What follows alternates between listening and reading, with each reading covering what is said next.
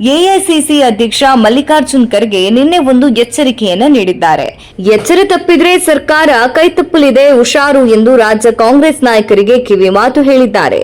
ಎಐಎಸಿಸಿ ಅಧ್ಯಕ್ಷ ಖರ್ಗೆ ಅವರು ಕಲಬುರಗಿಯಲ್ಲಿ ನಿನ್ನೆ 216.53 ಕೋಟಿ ವೆಚ್ಚದ ಸೂಪರ್ ಸ್ಪೆಷಾಲಿಟಿ ಆಸ್ಪತ್ರೆ, 6.20 ಕೋಟಿ ವೆಚ್ಚದ ಬ್ರಾಖಿಥೆರಪಿ ವಿಕಿರಣ ಚಿಕಿತ್ಸೆ ಘಟಕ ಉದ್ಘಾಟನೆ ಹಾಗೂ 12 ಬೃಹತ್ ಮೊತ್ತದ ವಿವಿಧ ಕಾಮಗಾರಿಗಳಿಗೆ ಅಡಿಗಲ್ಲು ಹಾಕುವ ಕಾರ್ಯಕ್ರಮವಿತ್ತು. ಈ ಕಾರ್ಯಕ್ರಮಕ್ಕೆ ಆಗಮಿಸಿದ್ದ ಸಿಎಂ ಮತ್ತು ಡಿಸಿಎಂ ಖರ್ಗೆ ಬಹಿರಂಗ ಎಚ್ಚರಿಕೆಯನ್ನ ನೀಡಿದ್ದಾರೆ. ಎಲ್ಲೆಲ್ಲಿ ಕಾಂಗ್ರೆಸ್ ಸರ್ಕಾರಗಳು ಇವೆ, ಸರ್ಕಾರವನ್ನ ಕೆಡಗಬೇಕು, ಅಧಿಕಾರವನ್ನ ನಮ್ಮ ಕೈಯಲ್ಲಿ ತಗೋಬೇಕು ಎಂಬ ಪ್ರಯತ್ನವನ್ನ ಮಾಡ್ತಿದ್ದಾರೆ. ಆ ಪ್ರಯತ್ನ ನಮ್ಮ ಕರ್ನಾಟಕ ಸರ್ಕಾರದ ಮೇಲೂ ನಡೀತಾ ಇದೆ. ನಮ್ಮವರು ಹುಷಾರಾಗಿರ್ಬೇಕು. ನಿಮ್ಮಲ್ಲಿ ಏನೇ ಬೇಸರ ಇರಲಿ, ನೀವು ಒಂದಾಗಿರ್ಬೇಕು. ಇಲ್ಲದಿದ್ರೆ ಮೋದಿ, ಅಮಿತ್ ಶಾ ಸೇರಿ ಸರ್ಕಾರ ಬೀಳಿಸ್ತಾರೆ ಎಂದು ಎಚ್ಚರಿಸಿದ್ದಾರೆ. ಸಿಬಿಐನಿಂದ ಕಾಂಗ್ರೆಸ್ ನಾಯಕರನ್ನ ಹೆದರಿಸುವ ಕೆಲಸ ಆಗ್ತಾ ಇದೆ.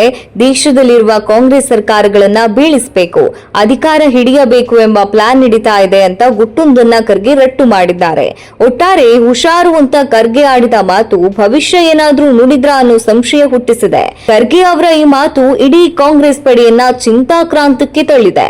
ರಾಜ್ಯದಲ್ಲಿ ಕಾಂಗ್ರೆಸ್ ಸರ್ಕಾರ ಬೀಳಿಸಲು ಪ್ರಧಾನಿ ಮೋದಿ, ಅಮಿತ್ ಶಾ ಪ್ಲಾನ್ ಮಾಡ್ತಿದ್ದಾರೆ. ಹುಷಾರಾಗಿ ಒಗ್ಗಟ್ಟಾಗಿರಿ ಅಂತ ಖರ್ಗೆ ಹೇಳಿದ ಕಿವಿ ಮಾತು ಹಸ್ತಪಡಿಯನ್ನ ಜಾಗೃತಗೊಳಿಸಿದೆ.